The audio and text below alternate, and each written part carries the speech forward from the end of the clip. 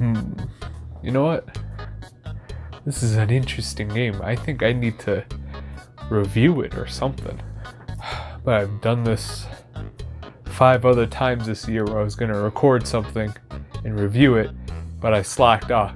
But this time, I'm not gonna slack off. This time, I'm gonna actually review it when I finished it, and I'm gonna post it pretty much when it came out. I'm gonna do it, and I'm gonna be so happy. Oh my god. Alright, PP.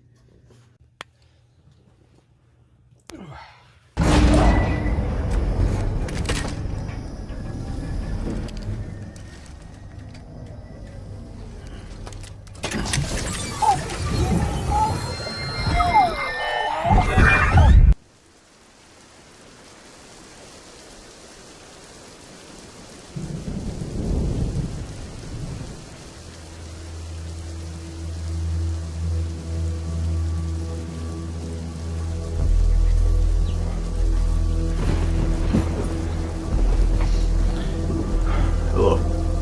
I've been traveling for 2 months to give you this information. And the information is Death Stranding. It's okay, game. I mean, it's alright. Death Stranding is a beautiful, long experience that isn't for everyone. Death Stranding was revealed back in 2016 at PlayStation's E3 with big man Hideo Kojima walking on pianos like he's Tom Hanks from Big. This E3 was already bananas as they already showed off a bunch of games. Oh my god, is that a new God of War? Oh my god, is that my boy Spider-Man? Is he swinging around? Oh my god, it's made by Insomnia. I was sold on this thing when I had this thing, so I kind of just threw this thing away and grabbed this thing. So adding a whole new Hideo Kojima game on this bucket list? Yeah, I'm gonna buy that sucker. I never really played a Metal Gear Solid game except the first one, but only really the first mission and the 5th one, which I actually had a total blast as you can handle a situation in about 246 ways. You can silently kill everyone in the base with no one knowing what in the world is going on. You can grab a rocket and blow up the entire base and even the hostage if you want to. I don't care, it's your game. You can send a rocket arm and pretty much beat up everybody and just beat up the hostage too. I don't know what's wrong with me beating up the hostage.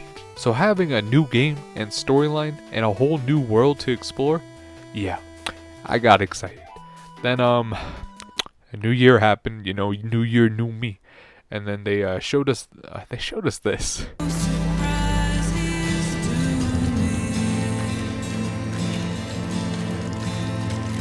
Then people were wondering, they're like, is this really just a walking game? Yeah, it is. When I saw this, I didn't really worry as much as I kind of figured that, you know, Hideo Kojima made this game, so I'm pretty sure he'll make it fun somehow, and I'll pretty much be interested, so I got nothing to worry about. Now, the game officially came out, and I stayed away from all the trailers so I can be surprised to see what happens in this game, and what do I think? It's good, in my opinion. So, if you want to know more, let's just dive right into this.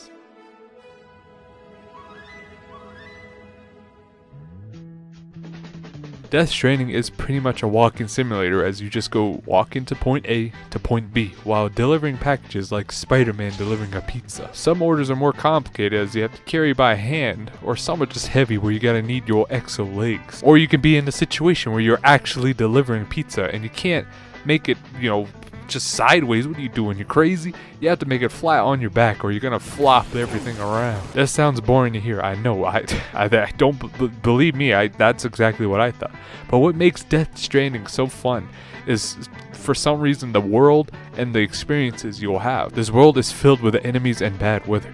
You pretty much need some of the equipments they give you, like a rope, a ladder, and a gun. That's pretty much all you need, actually, and exos for those legs. Mules are boys who will track you down and steal your packages, so you pretty much gotta run where your life depends on it. BTs are also boys who I think died with an umbilical cord attached. I don't know. I wasn't really paying attention. They're pretty much ghosts trying to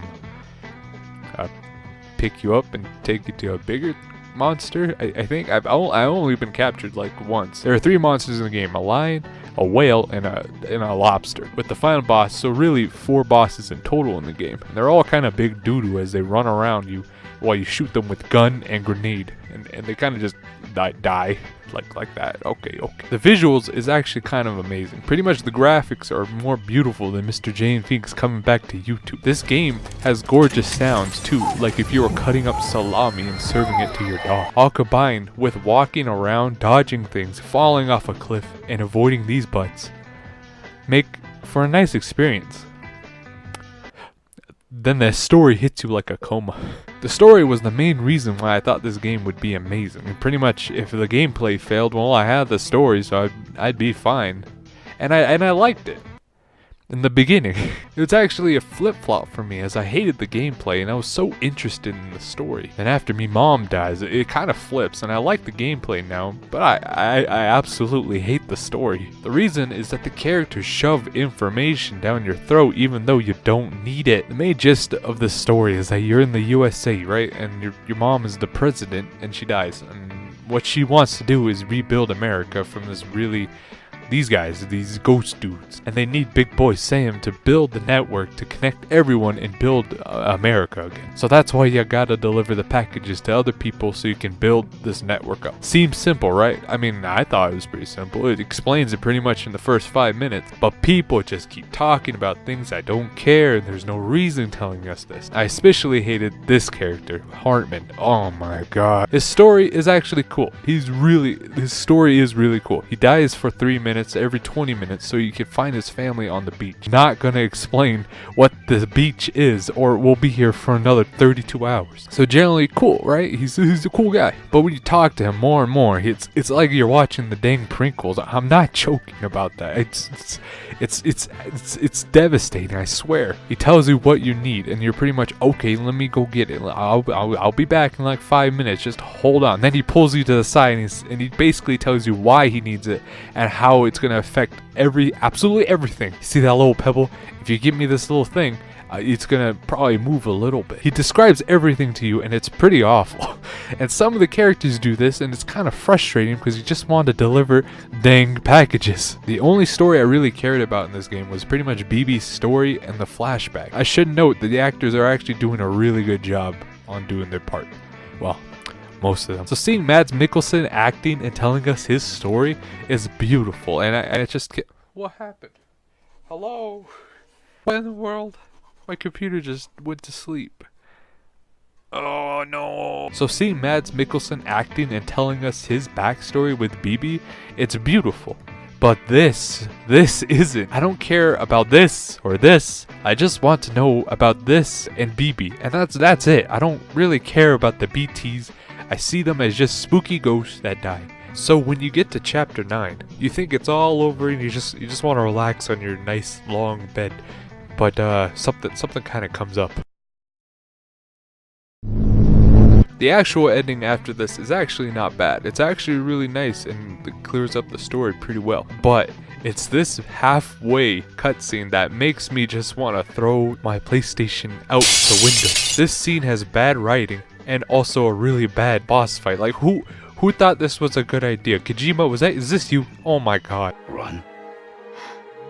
Yeah. Like Mario and Princess Peach. But after this, if you keep going, you actually get a really nice cutscene at the end, and it's really, really beautiful actually. And I'm pretty glad that I went through all this. So should you buy it? I don't know. That's actually up to you, because this game is not fast-paced at all, but it is really peaceful to play. And then things happen, and that's when your heart starts pumping, and you're just kind of like, ooh. But then you get to the cutscenes, you can sleep. I don't know. I did that. Is this Kojima's best work? What in the world? No. Ew, what the heck? No. But it's not the worst game ever. And with all this combined, I just have to say, this is why I believe that Death Stranding is a beautiful, long experience that isn't for everyone. Thanks for watching. Take care and have a wonderful day. Goodbye.